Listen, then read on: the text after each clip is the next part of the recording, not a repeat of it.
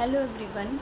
Today we are going to continue our topic, that is flight adaptation in bird, with the second topic, anatomical adaptations.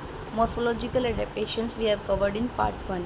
So let's start with the anatomical adaptations. So flight adaptations में हम क्या पढ़ रहे हैं कि जो भी flying birds होते हैं ना, उनमें बैक वाली जो मसल्स होती है वो तो रिड्यूस हो जाती है, लेकिन जो आगे वाली मसल होती है फ्लाइट मसल, वो वेल डेवलप्ड होती है और हाईली वस्कुलर होती है।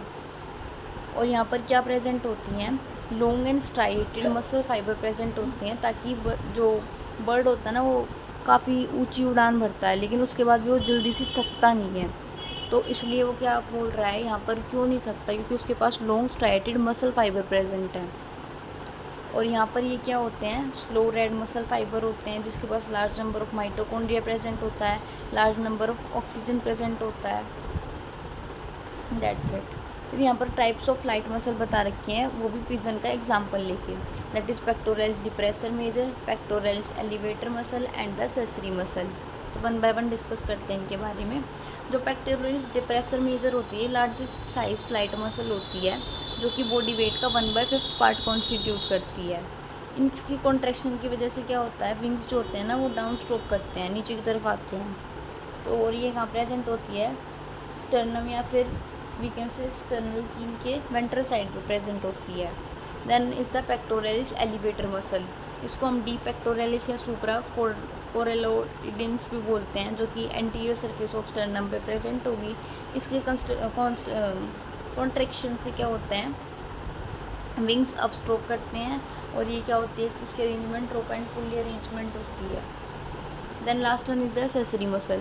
एसेसरी मसल जो होती है ना, वो इन दोनों मसल्स की हेल्प करती है टू डिप्रेस द विंग्स। और इसके पार्ट्स होते हैं लाइक बाइसेप्स, ट्राइसेप्स इसके अंदर प्रेजेंट होते हैं, डिजिटल मसल इसमें प्रेजेंट होती है, एक्सेट्रा सारी चीज़ें प्रेजेंट होती हैं। Then is lightness and rigidity of endoskeleton. जो भी फ्लाइंग वर्टिब्रेट्स होते हैं ना, उनके पास लाइट और रिजिड एंडोस्केलेटन दोनों होते हैं, दोनों असेंशियल होते हैं फ्लाइट के लिए। जो उसका एंडोस्केलेटन होगा ना, वो किस पर बेस होगा, होलो गर्डल प्रिंसिपल पे बेस होगा। लेकिन जो रिजिडिटी होती है वो क्या करती है, वो प्रेशर जो होता है ना, एयर करंट्स का प्रेशर, उसको रेजिस्ट करती है during flight. Then is a pneumaticity. Pneumaticity का क्या मतलब होता है कि एक बहुत लंबी बोन है और उस बोन के अंदर बहुत सारे एयर स्पेसिस प्रेजेंट हैं, जिसकी वजह से वो बोन जो होती है ना वो लाइट इन वेट हो जाती है, और उसी बोन को हम बोलते हैं न्यूमेटिक बोन। मतलब एक सपोज ये पेन को लगा लो आप, एक बोन है, ठीक है, और इसके अंदर का जो रिफिल होता है, अगर मैं वो निकाल दूँ और उसके अंदर हवा भर दूँ, तो वो लाइट इन वेट हो जाएगा, तो फ्लाइट के लिए ऑब्वियसली ये तो बिल्कुल ईजी होगा। सो इसी बोन को हम क्या बोल रहे हैं, न्यूमेटिक बोन बोल रहे हैं। इन एयर स्पेसिस के अंदर क्या होंगे, बोन्स की जो एयर स्पेसिस है वो कॉन्टीन्यूस होगा लंग्स के एयर सेक्स से, ठीक है। और ये न्यूमेटिसिटी क्या करती है, ये डिक्रीज़ करती है specific gravity of a bird.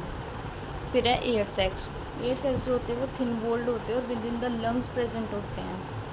Pigeon के अंदर 9 एयर सेक्स प्रेजेंट होते हैं, जिसमें से 4 पेयर्ड होंगे और एक मीडियन होगा।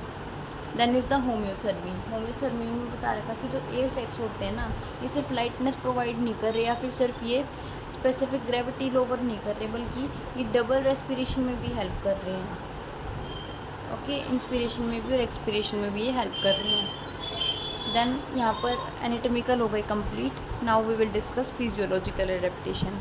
फिजियोलॉजिकल एडेप्टेशन का मतलब क्या होता है कि बर्ड्स को एडेप्टेशन के लिए ना और भी ज़्यादा एक्स्ट्रा किसकी ज़रूरत है, एनर्जी की ज़रूरत है, ताकि वो अपने हाई मेटाबॉलिक रेट को बढ़ा सकें और अपने बॉडी टेम्परेचर वगैरह को मेंटेन रख सकें।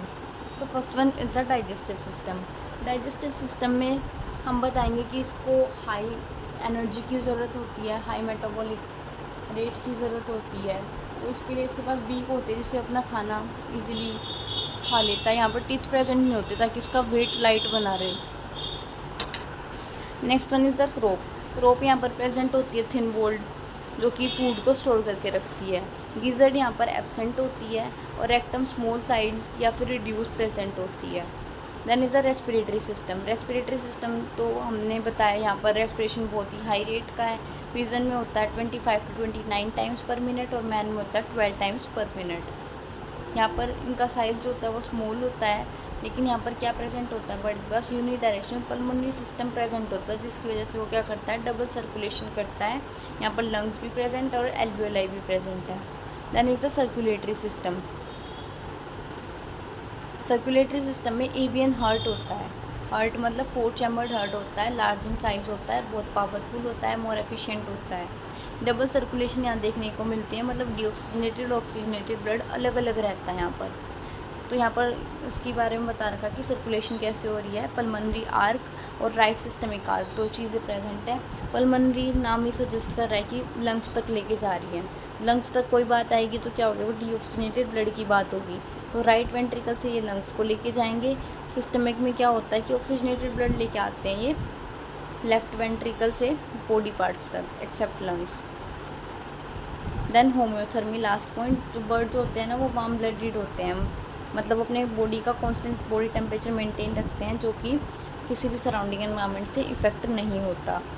तो it was all about adaptations in birds.